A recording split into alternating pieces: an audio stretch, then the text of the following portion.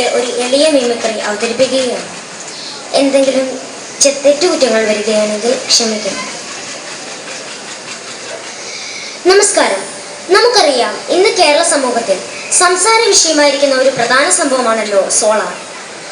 ഈ സംഭവം ഞാൻ നിങ്ങളുടെ മുന്നിൽ ഒരു വാർത്താവിനിമയത്തിലൂടെ അവതരിപ്പിക്കട്ടെ. നമസ്കാരം. ഇന്ത്യ വിഷൻ ന്യൂസ് ചാനലിലേക്ക് എല്ലാ മാന്യ പ്രേക്ഷകർക്കും സ്വാഗതം. നമുക്കറിയാം, ഇന്ന് കേരള സമൂഹത്തിൽ പ്രകമ്പനം കൊള്ളിച്ചിരിക്കുന്ന പ്രധാന സംഭവമാണല്ലോ സോളാർ. ഈ സംഭവത്തെ പറ്റി ചർച്ച ചെയ്യാൻ നമ്മോടൊപ്പം കലാ സാംസ്കാരിക രാഷ്ട്രീയ രംഗത്തു നിന്നും തന്നെ ചില പ്രമുഖ വ്യക്തികൾ സ്റ്റുഡിയോയിൽ എത്തിയിട്ടുണ്ട്. അവരുടെ അഭിപ്രായങ്ങളും നിർദ്ദേശങ്ങളും നമുക്ക് ചോദിച്ചറിയാം. ആദ്യമായി ശ്രീ ഉമ്മൻചാണ്ടി സാറിന് എന്താണ് പറയാനുള്ളത് എന്ന് നമുക്ക് കേൾക്കാം. എനിക്ക് പ്രത്യേകിച്ച് ഒന്നും പറയാനില്ല. എന്നെ ഈ കസേരയിൽ നിന്നും താഴെ ഇറക്കാമെന്ന് ആരും നോക്കേണ്ട. പിന്നെ രമേശ്, സരിത എനിക്ക് എൻ്റെ സ്വന്തം പെങ്ങളെ പോലെയാണ്. ശരി, നമുക്കിനി പ്രതിപക്ഷ നേതാവ് ശ്രീ അച്യുതാനന്ദൻ സാറിനോട് ചോദിക്കാം. അദ്ദേഹത്തിന് എന്താണ് പറയാനുള്ളത് എന്ന് നമുക്ക് കേൾക്കാം. എനിക്ക് പറയാനുള്ളത് എന്തെന്ന് വെച്ചാൽ, ശ്രീ ഉമ്മൻചാണ്ടി സർക്കാർ 4 വർഷമായി ഭരിക്കുന്നു.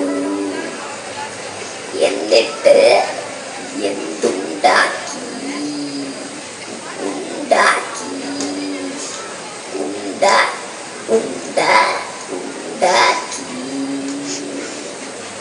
ശ്രീ ഉമ്മൻചാണ്ടി സർക്കാർ രാജിവെക്കണം.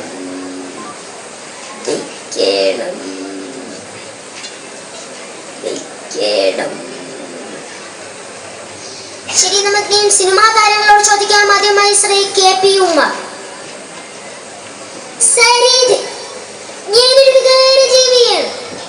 നീ എന്നോട് സഹകരിച്ച് നമുക്ക് PC ജോർജിനെ കൊണ്ട് സോളാർ വാങ്ങിപ്പിക്കും. ശരി, നമുക്ക് ഇനി ശ്രീ കൊച്ചുബ്രഹ്മനിലേക്ക് എത്താം.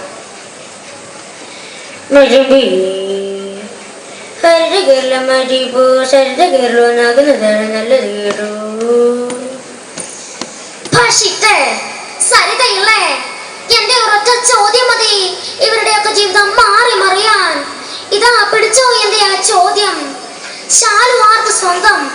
Option A Tenny, option B Thiruvanchoor, option C 6.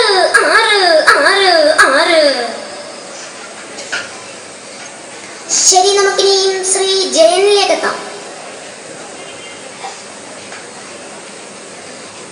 ഇപ്പോൾ കേരളത്തിന്റെ തലവേദനയാണല്ലേ. ഇവളെ എനിക്ക് വിട്ടുതരൂ, ഞാൻ ഇവളെ മെരുക്കിയെടുക്കാം. ശരി, നമുക്കിനി ശ്രീ സത്യനിലേക്ക് എത്താം. എടാ ജയ, അവള് പോട്ടെ. സർക്കാർ മാറി വരും. കൂട്ടത്തിൽ സരിതയും കന്യാസ്ത്രീയാകും.